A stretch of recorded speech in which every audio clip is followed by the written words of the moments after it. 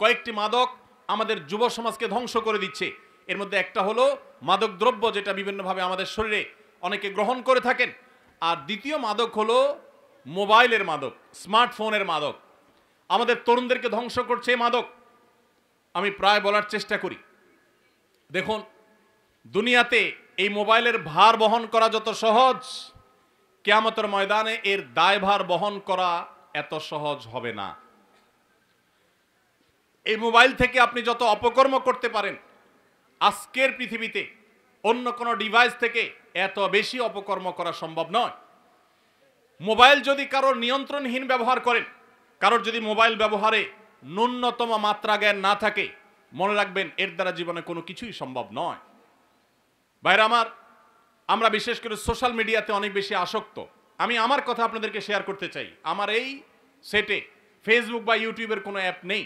আপনারা জানেন আমার একটা ভেরিফাইড ফেসবুক পেজ আছে, আমার ভেরিফাইড ইউটিউব চ্যানেল আছে, আমার ফাউন্ডেশনের কার্যক্রম সোশ্যাল মিডিয়ার মাধ্যমে আমি পরিচালনা করতে হয়, কিন্তু মোবাইলে আমি সেগুলো করি না। কেন? কারণ মোবাইলে যদি সোশ্যাল মিডিয়ার অ্যাপগুলো থাকে, তখন প্রয়োজনে অপ্রয়োজনে ব্যবহার করা হয়, সময়ের অপচয় হয়। আমাদের জীবনটা অনেক দামি, অনেক মূল্যবান। এই যৌবন বয়সে আমাদের সমাজকে, আমাদের পরিবারকে, বিশ্ব মানবতাকে, মুসলিম জাতিকে অনেক কিছু দেওয়ার সুযোগ আছে, কিন্তু এই মোবাইল ফোনের আসক্তি আমার সব কিছুকে ধ্বংস করে দিচ্ছে। অতএব এটাকে নিয়ন্ত্রণ করার চেষ্টা করতে হবে। মনে রাখবেন, মোবাইল ফোনে আসক্ত কোনো মানুষ দ্বারা জীবনে বড় কোনো কাজ করা সম্ভব নয়। আমি বাংলাদেশের প্রথম সারির একটা ব্যবসা প্রতিষ্ঠান, 1, 2, 3 হবে, 1, 2, 3 এর মধ্যে থাকবে, এরকম একটা ব্যবসা প্রতিষ্ঠানের মালিকের সাথে, মালিক পক্ষের সাথে একটা মিট ছিল আমার। সেই মিটিংয়ে আমাকে যিনি পরিচয় করা দিচ্ছেন, তিনি পরিচয় করাতে গিয়ে বলেছেন যে হুজুরের অনেক বক্তব্য সোশ্যাল মিডিয়াতে আছে, ইত্যাদি ইত্যাদি। তখন ওই ভদ্রলোক তিনি বললেন যে সরি, আমি ওনাকে চিনতে পারি নাই। তো আমাকে যখন উনি চিনে নাই, স্বাভাবিকভাবে আমার কাছে একটু খারাপ লাগায় কাজ করছে। লোকটা আমাকে চিনলো না, প্রথম সারির ব্যবসায়ী, আর আমাকে চিনলো না, তার মানে তার সোশ্যাল মিডিয়াতে কোনো বিচরণ নাই। তখন উনি সাথে সাথেই নিশ্চিত করলেন যে ভাই, সত্যি বলতে আমার ফেসবুক বা ইউটিউবে কখনো ঢোকার সুযোগ হয় না, এবং এই অ্যাপগুলোই মোবাইলে নাই। তার এই কথা শোনার পর আমার আবার ওই যেটুকু কষ্ট হয়েছে সেটুকু ভালো লাগায় পরিণত হয়ে গেছে এবং রূপান্তর হয়ে গেছে। কোনো প্রতিষ্ঠিত মানুষ যার দ্বারা বড় কিছু করা সম্ভব হয়েছে, মোবাইলে আসক্ত ছিল সে, এটা কোনোদিনই সম্ভব নয়।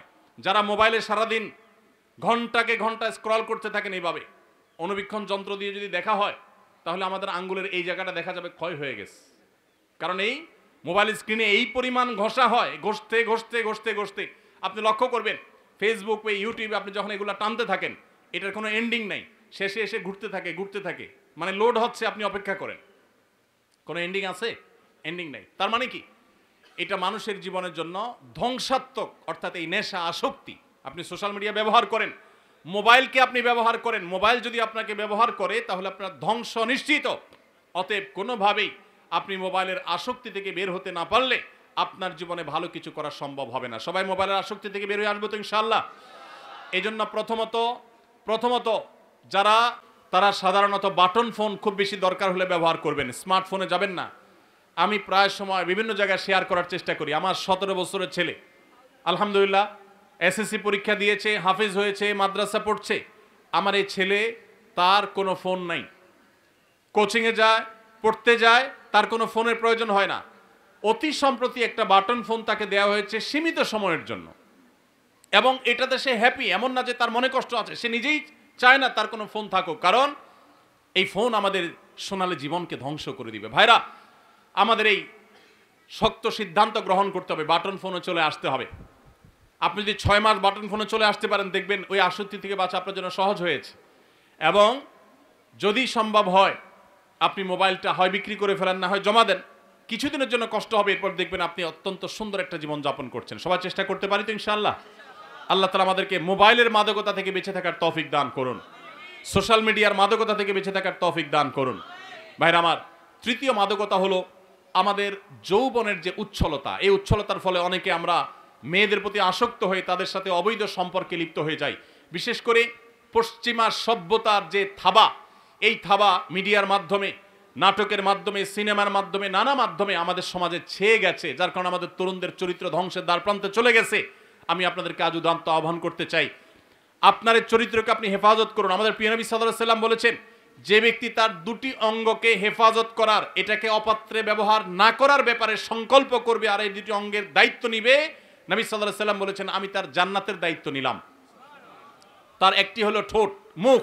এই মুখ দিয়ে সে কখনো মাদক গ্রহণ করবে না, মুখ দিয়ে মিথ্যা বলবে না, মুখ দিয়ে গালমন্দ করবে না, মুখ দিয়ে মন্দ কথা বলবে না, গায়ের জোর খাটাবে না, মাস্তানি খাটাবে না, গুন্ডামি করবে না, অপরাধ করবে না, বেয়াদবি করবে না, এই মুখ দিয়ে কোনো অন্যায় করবে না। এবং সে তার লজ্জাস্থানকে যদি কন্ট্রোল করতে পারে, তার ইজ্জতকে, সম্ভ্রমকে যদি সে নিয়ন্ত্রণ করতে পারে, বৈধ বিবাহের আগ পর্যন্ত সে হারাম কোনো রিলেশন, অবৈধ প্রেম, অবৈধ ভালোবাসার পথে যদি সে না পা বাড়ায়, এই ব্যক্তিকে নবী করিম সাল্লাল্লাহু আলাইহি সাল্লাম জান্নাতের গ্যারান্টি নেওয়ার কথা বলেছেন। অতএব এই মাদকতা থেকেও আমাদেরকে মুক্ত হতে হবে। এটি ছাড়া আমরা কখনো আদর্শ মুসলমান হতে পারবো না। আল্লাহ তাআলা আমাদের সবাইকে সব ধরনের মাদকতা থেকে, সব ধরনের ভয়াবহ থাবা থেকে, সব ধরনের এডিকশন থেকে, সব ধরনের আসক্তি থেকে আমাদের যুব সমাজকে বেঁচে থাকার তৌফিক দান করুন। আমরা সবাই মাদক থেকে দূরে থাকার চেষ্টা করবো তো ইনশাআল্লাহ। মনে রাখবেন, 5 ওয়াক্ত নামাজে যদি আপনি অভ্যস্ত হন, সৎ সঙ্গী যদি আপনি অবলম্বন করেন, মোবাইল ফোনের নেশা থেকে যদি আপনি বেঁচে থাকতে পারেন, তাহলে এই 3টি কাজ আপনার ক্যারিয়ারকে সুন্দর করবে, আপনার পারিবারিক বন্ধনকে মজবুত করবে, আপনার ভবিষ্যৎকে উজ্জ্বল করবে এবং আপনাকে ভালো মানুষ হতে সাহায্য করবে। আপনি আদর্শ যুবক হতে পারবেন, আপনি সফল মানুষ হতে পারবেন। মনে রাখবেন, আমার ডানে বামে যারা বসে আছেন তারা অনেকেই আপন আপন জায়গায় তাদের ক্যারিয়ারে তারা সফল মানুষ। আপনি লক্ষ্য করে দেখবেন, তাদের সাথে কথা বলে দেখেন, ছাত্র জীবনে তারা কেউ, তখন তো স্মার্টফোন আবিষ্কার হয়নি বা স্মার্টফোনের ব্যবহার ছিল না সেভাবে, তারা কেউ কিন্তু এ জাতীয় কোনো বিষয়ে আসক্ত ছিলেন না। ছাত্র জীবনে যারা এই সমস্ত বিষয়ে, আমি যে কয়েকটা মাদকর কথা বললাম, এই সমস্ত মাদকতায় যারা আসক্ত থাকেন, এদের দ্বারা জীবনে কোনো কিছুই করা সম্ভব হয় না। তাদের দুনিয়াও ধ্বংস, আখিরাতও ধ্বংস। একটা সময় আফসোস করে তখন আর ব্যাক করার, পেছনে আসার কোনো সুযোগ থাকে না।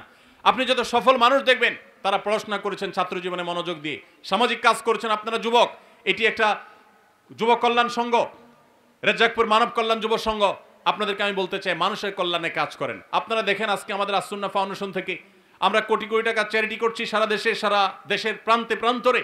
আপনারা অনেকে হয়তো জানেন না, আমি ছাত্র জীবন থেকে, আমি খুব ছোট থাকতে আমি মানব সমাজমূলক নানামুখী কাজ করার চেষ্টা করতাম। আমি মাত্র পড়াশোনা শেষ করেছি এবং একটা মসজিদের দায়িত্ব নিয়েছি মিরপুরে। তখন বাগেরহাটে সিডর হয়েছে, সিডরের আঘাতে লন্ডভন্ড হয়ে গেছে বাগেরহাট খুলনার ওই অঞ্চলটা।